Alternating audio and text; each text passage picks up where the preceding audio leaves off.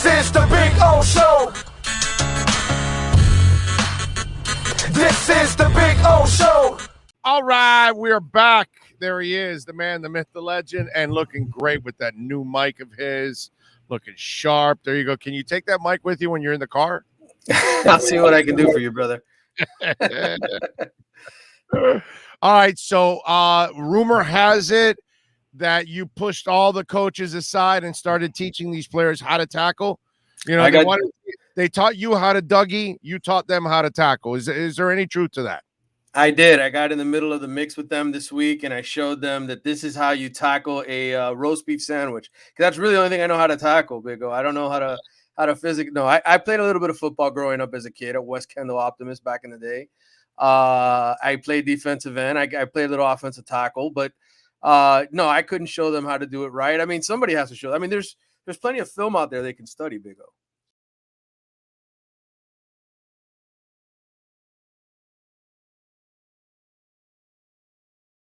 Yeah, are they going to show them how to not avoid tackles? Also, I'm just right. Wondering how that one went. Because I really want to be in the film room when they're like going over that play. You know, I don't know. I mean, the in today's ultra sensitive Generation X, I don't know, or is it Z? Which one is it for these kids? I don't even know anymore. I don't Whatever. even know. Either way, but they're so sensitive. I don't even know if coaches can thoroughly make fun of you like they used to in front of everybody, you know, with that stuff. But I'm just wondering how Gervin Hall is handling this week too. Yeah, it's been rough on him, man. When you make Monday Night Football for all the wrong reasons, and you're on the Come On Man segment, it's pretty embarrassing. And then you got all these comedians putting these videos on the internet questioning his manhood. And look, man, unfortunate play for the kid. I'll tell you this: they've had him more on the field more than anybody else this season. He's played 222 snaps. He's gone out there and he's given it his all. Unfortunately, it's just not good enough. And you see plays like that where you get exposed, for some of the mistakes that you make. Oh man, I'm just hoping this week it's 70-0.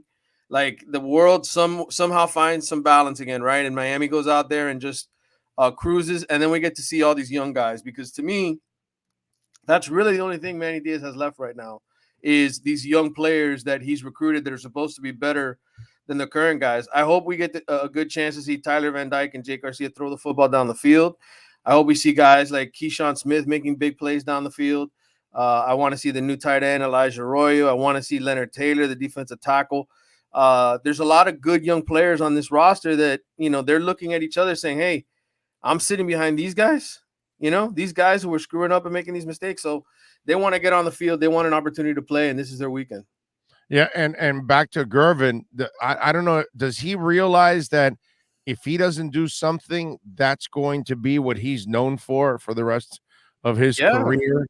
I mean, I wonder if he does realize that man, you better go out and make people forget this thing, because that thing's going to be the meme forever. And it also becomes like another terrible look for the University of Miami too, because I can't imagine what parents of recruits or guardians of recruits, they watch that and it's like, okay, that's what they're teaching at that university. Yeah, no, I don't want to send my son there. Yeah, obviously, yeah. I mean, he knows this is like a forever scarring thing, right? I mean, it's what you could be branded for the rest of your life. The same way that we talk about Amari Carter, right? With targeting, that seems the first Right. topic we think always when we talk about Amari Carter. Right. Yeah, it's an unfortunate situation. I feel for the kids, because they're not bad kids. A lot of them are good, hardworking kids that are just trying to make it. And unfortunately, you start a season like this, the criticism comes out, and it's hard to fight it. And I'll say this, the one thing the Hurricanes of the past really didn't have to deal with was social media. Like the way things have exploded now on Twitter and TikTok, and everybody's laughing at you, and it's like a public roast. That's something that Al Golden's guys, Randy Shannon's guys really didn't have to deal with. It wasn't like this, like it is now, where everybody's wanting to be the funny man and taking you down. So I feel for these kids, because it is a different experience than other Hurricanes in the past who have had embarrassing moments. All right. Central Connecticut State just doesn't do it for me. Mm-hmm. This is just now. There's no chance they can lose this game, right? I mean, Hey, FSU lost to Jacksonville State, oh right? God, that's right. I forgot about that. I mean, that just happened, right? I mean, Oh yeah. no, I don't think there's any way, shape, or form they lose this weekend because Does I Central Connecticut State even suck, or are they actually good? they were good a few years ago. They were an 11-2 team a few years back, but they didn't get to play a season last year because of COVID, and they're 1-2. They lost 59-10 to Southeastern Louisiana last weekend. So Okay. I mean, this is sort of one of those sacrificial lambs that you put on the schedule so you get the young guys in the game. Okay. All right. So young quarterbacks, I guess that's the thing we look forward to right now. Is that what I mean? I almost hate that because we got people that want to discard De'Ara King already, and in my eyes, I got to tell you, the only reason to watch Hurricane football is for that guy at least, because I have Right. so much admiration for De'Ara King and what he's done here, how he's carried himself, how he has sold out for every single play. As I tweeted out during that game, I felt like De'Ara King has given up his eligibility to the wrong coaching staff, basically. You know what I mean? Right. So I almost feel bad about that part of the equation, but that's kind of what this game is about, right? Is checking out these young quarterbacks.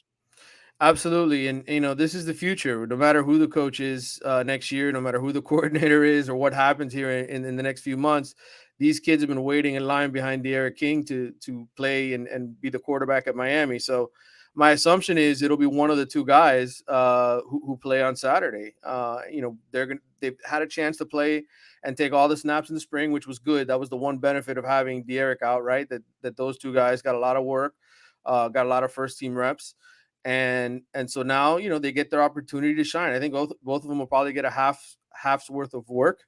And we'll see who looks good when there's people actually coming at you and tackling you, not just tapping you with their hands like they do in practice, because it's a totally different feeling, right? When somebody's trying to hit you. So we'll see how good they look under pressure. And obviously, I don't know what's going to happen with Derek or when he's coming back, but my assumption, being on a short week, having Virginia right around the corner, I would assume that one of these two young guys is probably going to be who starts against Virginia as well.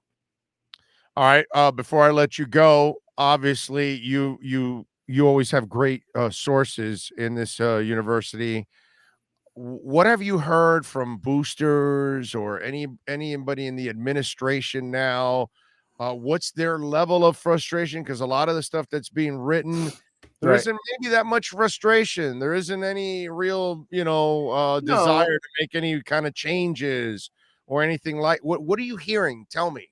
Talk to us. Yeah, I mean, the only thing I'm hearing, is that look, there's a lot of frustration and feeling like they made a mistake hiring Manny Diaz. Okay, and these are the people who give money to the program. They've seen the last 5 games. Yes, they were 8-1 last year, but this 5-game stretch of just horrendous football has turned a lot of people off, and they're saying, "Hey, he's not the guy.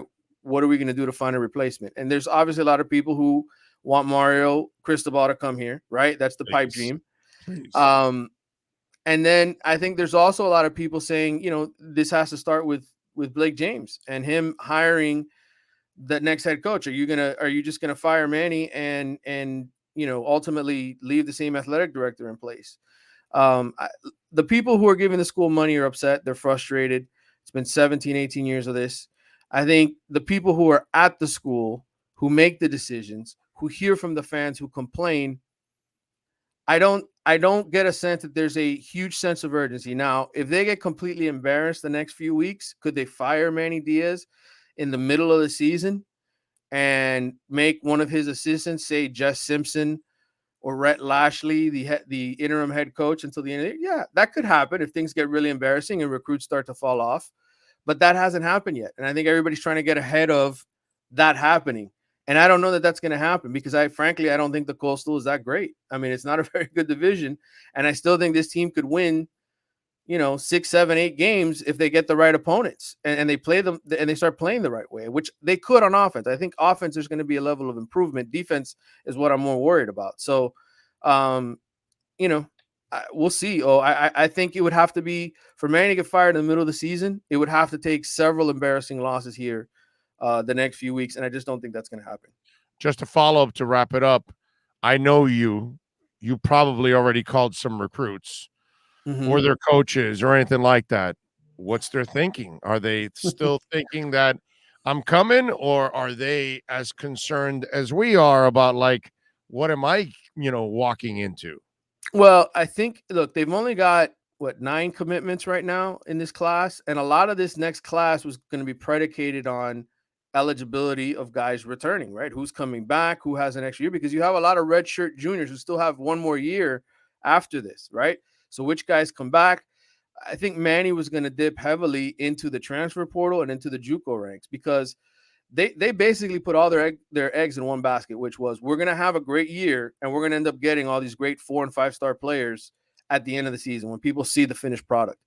And instead, they've got 9 commitments, guys at positions like cornerback and safety that they look at the depth chart. They're like, you know what? I don't care if they suck. I'm still coming because I know I'm going to play right away when I get to Miami. So I don't think this necessarily implodes the recruiting class, but I think any hope of, hey, we're going to get Shamar Stewart, the 4-star kid out of, Monsignor Pace, or we're going to get Nigel Lee Kelly, the 4-star kid out of Dillard, or hey, we're, all these guys that they wanted to be in the mix for the end of the year when those kids make those decisions. I think it basically puts them out of it and now puts them in a mode where they're going to have to look at the transfer portal and they're going to have to look at the JUCO ranks to find guys to fill out the class. All right. So I'll leave you with this. So if DB see it and they go, oh, there's no doubt I'm playing, there's also a caveat. There's really no chance of getting a concussion since they don't force you to tackle either at defensive back. So there you go. It's a beautiful thing. Follow him on Twitter at Manny_Navarro. Catch his work there at The Athletic, my brother. Appreciate all of you out there. Subscribe to The Athletic. Support Manny and all the great writers there at The Athletic. Manny, have a fantastic weekend and I guess enjoy the game. I don't know.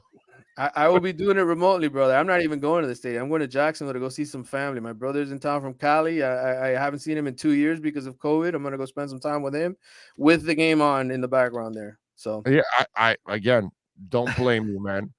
This is the week to take a bye week for sure. Yes. Yeah, definitely. There's no doubt. This is perfect. Manny, thank you, my brother. Appreciate you. All right, man. Take care.